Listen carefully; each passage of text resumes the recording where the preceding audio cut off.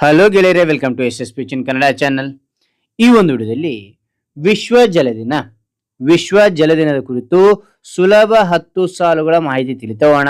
ಈ ಒಂದು 10 ಸಾಲುಗಳ ಪುಟ್ಟ ಪ್ರಬಂಧ ಅಂತಕ್ಕಂಥದ್ದು ಇಷ್ಟು ಆಯ್ತಾ? ಇಷ್ಟವಾದ್ರೆ ಒಂದು ಲೈಕ್ ಅನೇಕ ವಿಡಿಯೋ ತಿಳಿದು ಪ್ರೋತ್ಸಾಹ ತುಂಬಾ ಸಿಗುತ್ತೆ. ಇನ್ನೊಬ್ರಿಗೂ ಶೇರ್ ಮಾಡೋದು ಚಾನಲ್ ಸಾಧ್ಯ. ಇಂಥ ಅನೇಕ ವಿಡಿಯೋ ಚಾನಲ್ ಸಬ್ಸ್ಕ್ರೈಬ್ ಆಗಿ. ಹಾಗೆ ಒಂದು ಮಾಹಿತಿಯನ್ನ ತಿಳಿತಾ ಹೋಗೋಣ ಬನ್ನಿ. ಪಾಯಿಂಟ್ ನಾನು ತಿಳಿಸ್ತಾ ಹೋಗ್ತಾನೆ ಬನ್ನಿ.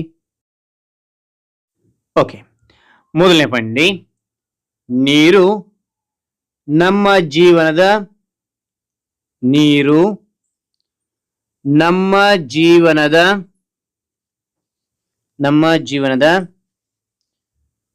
ಮುಖ್ಯ ಸಂಪನ್ಮೂಲವಾಗಿದೆ. ಓಕೆನಾ? ನೀರು ನಮ್ಮ ಜೀವನದ ಮುಖ್ಯ ಸಂಪನ್ಮೂಲವಾಗಿದೆ. ಓಕೆ, ಎರಡನೇ ಪಾಯಿಂಟ್, ನೀರಿಲ್ಲದೆ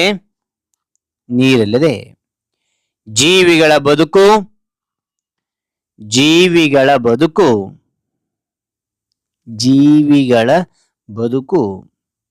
ಸಾಧ್ಯವಿಲ್ಲ.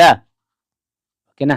ನೀರಿಲ್ಲದೆ ಜೀವಿಗಳ ಬದುಕು ಸಾಧ್ಯವಿಲ್ಲ ಅಂತ. ಮೂರನೇ ಪಾಯಿಂಟ್, ವಿಶ್ವ ಜಲ ದಿನವನ್ನು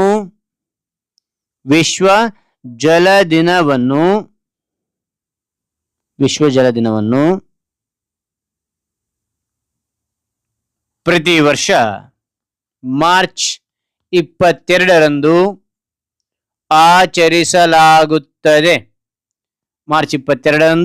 ಆಚರಿಸಲಾಗುತ್ತದೆ. ಓಕೆ, ಆಚರಿಸಲಾಗುತ್ತದೆ. ಓಕೆ, ಅದಾದ ನಂತರ ನಾಲ್ಕನೇ ಪಾಯಿಂಟ್ ನೋಡಿ, ಭೂಮಿಯ ಮೇಲೆ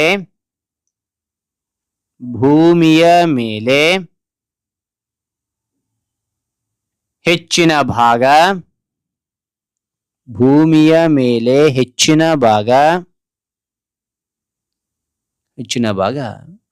ನೀರಿನಿಂದ ತುಂಬಿದೆ.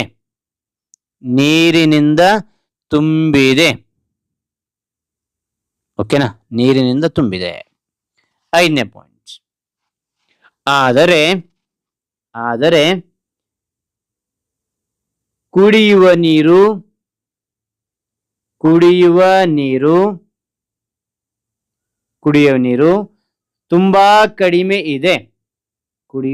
ತುಂಬಾ ಕಡಿಮೆ ಇದೆ.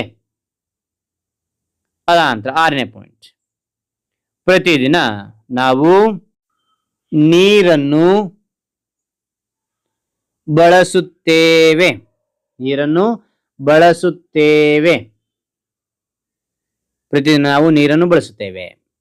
ಏಳನೇ ಪಾಯಿಂಟ್, ನೀರನ್ನು ವ್ಯರ್ಥ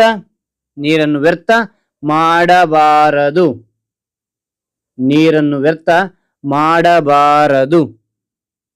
ಓಕೆನಾ? ಮಾಡಬಾರದು. ಎಂಟನೇ ಪಾಯಿಂಟ್, ನೀರನ್ನು ಉಳಿಸುವುದು ನಮ್ಮ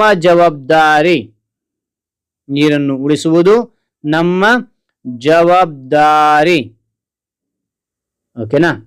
ಅದಾನಂತರ 9ನೇ ಪಾಯಿಂಟ್, ಮಳೆಯ ನೀರನ್ನು ಸಂಗ್ರಹಿಸಬೇಕು.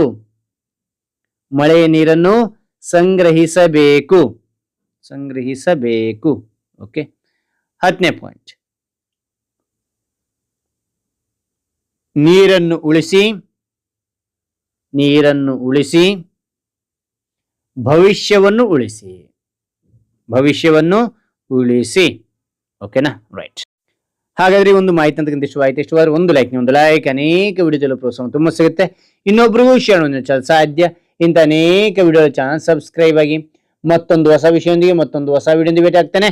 Thank you for watching. Bye ಮಕ್ಕಳೇ.